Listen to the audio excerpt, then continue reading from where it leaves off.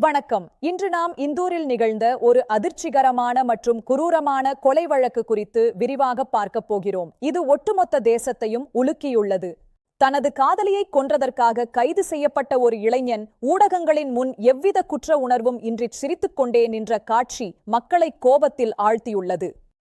BA மாணவரான Piyush தனோடியா என்பவரால் அவரது காதலி கொல்லப்பட்ட இந்த வழக்கின் ஒவ்வொரு கட்டமும் அதிர்ச்சிகரமான உண்மைகளை தாங்கி நிற்கிறது. இந்த வழக்கில் உயிரிழந்த 24 வயது இளம்பெண் தனோடியாவின் கல்லூரி வகுப்புத் தோழி என்பது குறிப்பிடத்தக்கது. இவர்கள் இருவரும் ஒன்றாக இந்தூரில் MBA பயின்று வந்தனர்.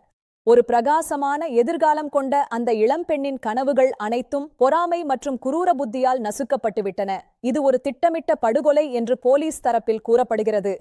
பிப்ரவரி 13ஆம் தேதி இந்தூரின் துவாரகாபுரி பகுதியில் உள்ள தனோடியாவின் வாடகை அறையில் அந்த பெண்ணின் உடல் மிகவும் மோசமான நிலையில் கண்டெடுக்கப்பட்டது. இது பெரும் பரபரப்பை ஏற்படுத்தியது.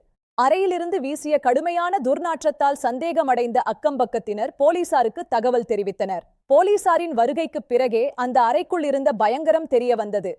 கதவை உடைத்து உள்ளே சென்ற போலீசார் அந்த பெண்ணின் உடல் அழுகிய நிலையில் இருப்பதை கண்டனர். கழுத்தில் கயிறால் நெரிக்கப்பட்ட அடையாளங்கள் தெளிவாக இருந்தன. இது ஒரு கொடூரமான செயல். தடயவியல் சோதனையில் அந்த பெண் கழுத்து நெரிக்கப்பட்டே உயிரிழந்துள்ளார் என்பது உறுதி செய்யப்பட்டது. இது ஒரு திட்டமிடப்பட்ட கொடூரம் என்பதை ஆதாரங்கள் சுட்டிக்காட்டுகின்றன. Justice for the victim is now the priority. விசாரணையில் தனோடியாவுக்கும் அந்த பெண்ணுக்கும் இடையே கடந்த சில மாதங்களாகவே திருமணம் தொடர்பாக தீவிரமான மோதல்கள் இருந்து வந்தது தெரியவந்துள்ளது. இதுவே கொலைக்கு வித்திட்டது. தன்னை திருமணம் செய்து கொள்ளுமாறு அந்த பெண் வற்புறுத்தியது தனோடியாவுக்கு பிடிக்கவில்லை. அது மட்டுமின்றி அவர் மீது தனோடியாவுக்கு தீவிரமான பொறாமை உணர்வும் இருந்தது. பிப்ரவரி 10ஆம் தேதி சமாதானம் பேசுவதாக கூறி தனோடியா அந்த பெண்ணை தனது அறைக்கு வரவழைத்துள்ளார். இதுதான் அவர் விரித்த வலையின் முதல் கட்டமாக அமைந்தது.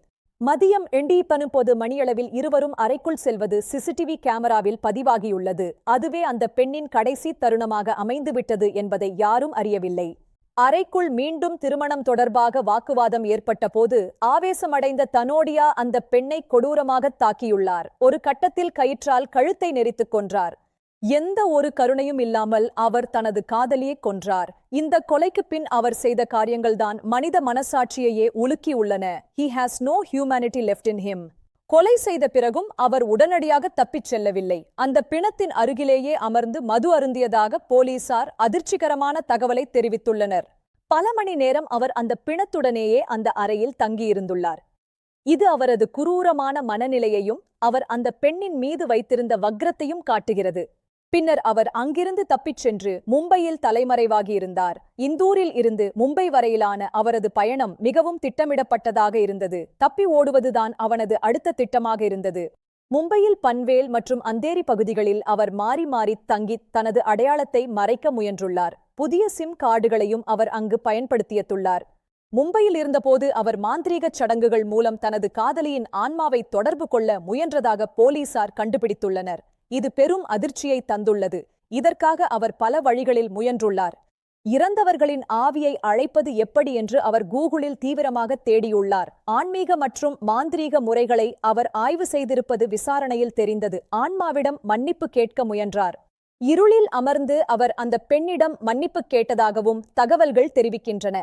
இது ஒரு விசித்திரமான மற்றும் குரூரமான நாடகம் என்று போலீசார் கருதுகின்றனர். அவர் தனது குற்றத்தை மறைக்கவே இப்படி நடந்துள்ளார். அது மட்டுமன்றி அந்த பெண்ணின் நற்பெயருக்கு களங்கம் விளைவிக்கும் நோக்கில் சில வீடியோக்களை கல்லூரி வாட்ஸ்அப் குழுவில் பகிர்ந்துள்ளார். இது ஒரு கீழ்த்தரமான செயல். இறந்த பிறகு அந்த பெண்ணை கேலி செய்துள்ளார். தனது காதலியை கொன்ற பிறகும் அவரது கௌரவத்தை சிதைக்கும் வகையில் அவர் நடந்து கொண்டது அனைவரையும் முகம் சுளிக்க வைத்துள்ளது. இது அவரது வக்கிர புத்தியை வெளிப்படுத்துகிறது. He has crossed all limits.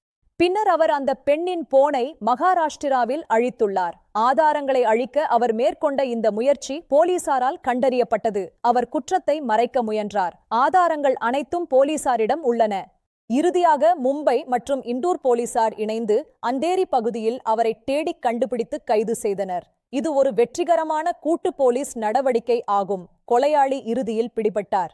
அவரது இருப்பிடத்தை அவரது புதிய சிம் கார்டு சிக்னல் மூலம் போலீசார் கண்டுபிடித்தனர். மும்பையில் அவர் எங்கு தங்கியிருந்தார் என்பதை துல்லியமாக அறிந்து போலீசார் அதிரடி தாக்குதல் நடத்தினர். சட்டத்தின் பிடியில் அவர் முழுமையாக சிக்கினார். விசாரணையில் அவர் முன்னுக்குப் பின் முரணாக பேசி வருகிறார். ஒரு நிலையான மனநிலையில் அவர் இல்லை என்று போலீசார் தரப்பில் கூறப்படுகிறது. அவர் தனது வாக்குமூலத்தை மாற்றிக்கொண்டே இருக்கிறார். His behaviour is highly unpredictable. விசாரணையின் போது அவர் ஒருமுறை வருந்துவதாகவும் மறுமுறை தற்கொலை செய்து கொள்ள விரும்புவதாகவும் கூறி போலீசாரை திசை திருப்ப முயன்றுள்ளார். ஆனால் போலீசார் அவரது தந்திரங்களை முறியடித்துள்ளனர்.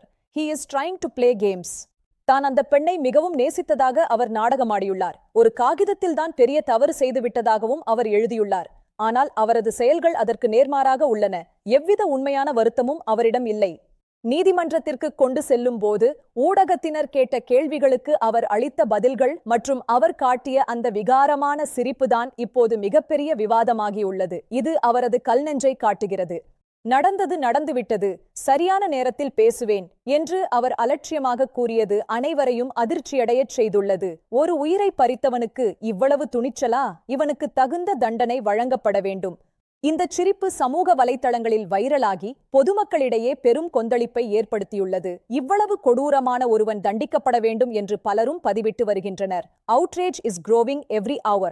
பாதிக்கப்பட்ட குடும்பத்திற்கு தகுந்த நீதி கிடைக்க வேண்டும் என்பதே அனைவரின் விருப்பம்.